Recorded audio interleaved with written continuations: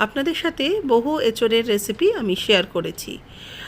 আজকে যে রেসিপিটা শেয়ার করছি এঁচোড়ের একদম অন্যরকম পদ্ধতি। বিভিন্ন রকম পদ্ধতিতে রান্নার স্বাদ হয়ে ওঠে, এক একটা এক এক রকম। আজকে যে রেসিপিটা শেয়ার করব এঁচোড়ের কড়াই, একদম অন্যরকমভাবে তৈরি করছি।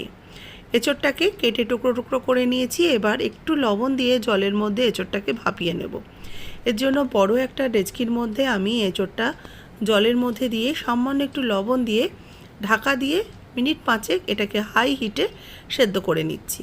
তবে পুরোপুরি সেদ্ধ করব না, 70% মতো এটাকে আমি সেদ্ধ করে নেব।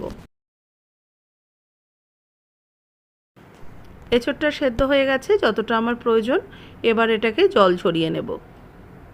এবার কড়াই মশলা তৈরি করার জন্য আমি কড়াইয়ের মধ্যে নিয়ে নিচ্ছি গোটা ধনে, গোটা জিরে, গোটা মৌরি, এলাচ, লবঙ্গ, দারচিনি, শুকনো লঙ্কা আর জয়িত্রী। এগুলোকে একসাথে নিয়ে একটু শুকনো খোলায় ভেজে নেব। ভাজার জন্য একটু সামান্য লবণ দিয়ে দিচ্ছি। লবণ দিলে যে এই মশলাগুলোর মধ্যে যে ময়েশ্চারটা থাকে সেটা কিন্তু লবণটা টেনে নেবে, সেই কারণে সামান্য একটু লবণ দিয়ে শুকনো খোলায় এগুলোকে ভেজে নিয়ে নামিয়ে নিচ্ছি। এবার কড়াইতে দিয়ে দেবো সরষের তেল। আমি এখানে 3 টেবিল চামচ তেল দিয়ে দিয়েছি। তেল ভালো করে গরম হয়ে গেলে এঁচোড়ের টুকরোগুলো দিয়ে দেবো। এঁচোড়টা দিয়ে দিচ্ছি। এঁচোড়টাকে ভালো করে একটু ভেজে নেব। জল ঝরানো ভাপিয়ে নেওয়া এঁচোড়ের টুকরোগুলো দিয়ে এবার এর মধ্যে দিয়ে দেব কিছুটা টমেটো।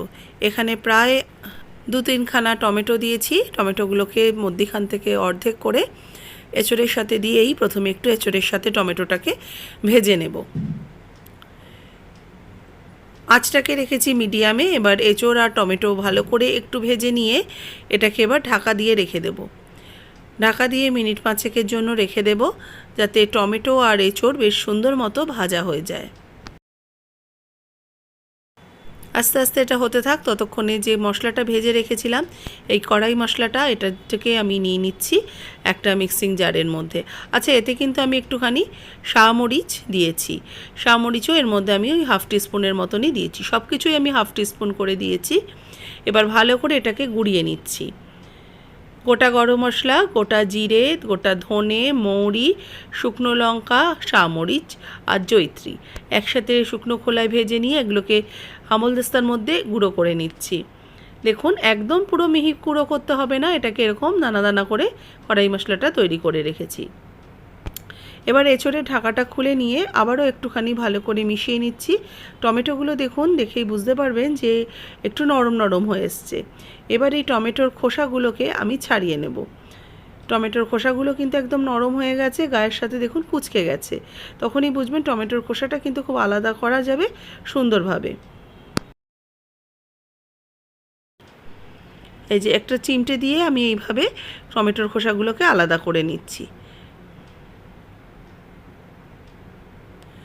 টমেটোর খোসাটা আলাদা হয়ে গেলে টমেটোটা কিন্তু একদম নরম হয়ে যায়। এবার এটাকে তেলের মধ্যে আমি সুন্দরভাবে খুন্তি দিয়ে ম্যাশ করে নেব। আর এইভাবে সুন্দর করে আমি টমেটোর সাথে এঁচোড়ের সাথে মিশিয়ে নিচ্ছি। এবার একটু দিয়ে দিলাম পেঁয়াজ কুচি আর দিয়ে দিলাম আদা কাঁচা লঙ্কা বাটা। এবার কিছুক্ষণ কষিয়ে নেব ভালো করে। আর আস্তে আস্তে যেখানে যেখানে টমেটোটা একটু গোটা গোটা দেখবো সেগুলোকেই এরকমভাবে খুন্তি দিয়ে দিয়ে ম্যাশ করতে থাকবো। তাহলে কী হবে, গ্রেভির মধ্যে সুন্দরভাবে কিন্তু টমেটোটা মিশে যাবে। পেঁয়াজ কুচিটা দেওয়ার পর আর আদা বাটা কাঁচা লঙ্কা বাটাটা দিয়েও কিন্তু কিছুক্ষণ কষিয়ে নিয়ে এবার হলুদ গুঁড়ো দিয়ে দিচ্ছি 1/2 চা চামচ, কাশ্মীরি লাল লঙ্কার গুঁড়ো 1/2 চা চামচ, ধনের গুঁড়ো দিয়ে দেবো 1/2 চা চামচ। এবার এর মধ্যে একটু জল মিশিয়ে মশলাটাকে কষিয়ে নেব, কারণ নাহলে একটু ড্রাই হয়ে গেলে মশলা কষানো ভালো করে যায় না। সেই জন্য সামান্য একটু জল দিয়ে ভালো করে কষিয়ে নিচ্ছি। এবার এর মধ্যে স্বাদ মতো লবণ অ্যাড করে দিচ্ছি। লবণ দিয়েও ভালো করে আবারও কিছুক্ষণ মিক্সড করে নেব।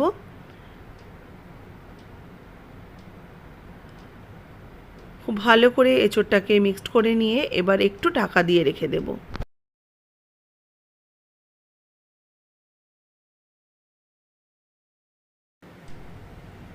মশলাগুলোকে কষিয়ে নেওয়ার পর এবার দিয়ে দিচ্ছি টক দই।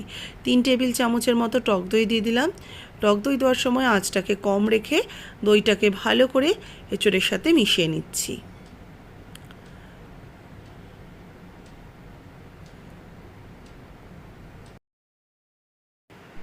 এবার এর মধ্যে অ্যাড করে দেব কড়াই মশলা।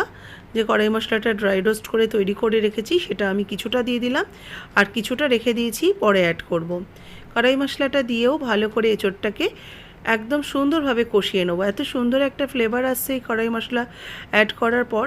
একটু ঢাকা দিয়ে রেখেছিলাম, এঁচোড় মোটামুটি কিন্তু সেদ্ধ হয়ে গেছে। এবার কিছুটা পেঁয়াজ আমি লেয়ারগুলোকে ছাড়িয়ে রেখেছি, আর কয়েকটা ক্যাপসিকাম বড় বড় টুকরো করে ডাইসের মতো করে কেটে নিয়েছি। পেঁয়াজ আর ক্যাপসিকাম দিয়ে দিলাম, এর সাথে কয়েকটা স্লেটেড কাঁচা লঙ্কা দিয়ে দিলাম, দিয়ে এগুলোকে দিয়ে ভালো করে নাড়াচাড়া করব। তবে আর ঢাকা চাপা দেবো না, খুব বেশিক্ষণ রান্না করব না। অল্প একটু জল দিয়ে দিলাম যাতে ক্যাপসিকাম আর পেঁয়াজটা সুন্দরভাবে মশলার সাথে মিশে যায়। তবে একদম গলে যাবে না, পেঁয়াজ আর ক্যাপসিকাম কিন্তু বেশ একটুখানি মানে ক্রাঞ্চি ব্যাপারটা থাকবে। এবার ভালো করে একটু মিশিয়ে নিয়েছি, দেখুন একদম প্রায় রেডি হয়ে গেছে। এবার নামানোর আগে দিয়ে দিচ্ছি একটু কাসৌরি মেথি, আর দেব একটু জুলিয়ান করে কাটা আদা, আর কড়াই মশলা বাদবাকি যেটা ছিল সেটাও আমি হাফ টিস্পুন দিয়ে দিলাম। এবার হালকা হাতে মিশিয়ে নিয়ে এটাকে নামিয়ে সার্ভ করে নেব।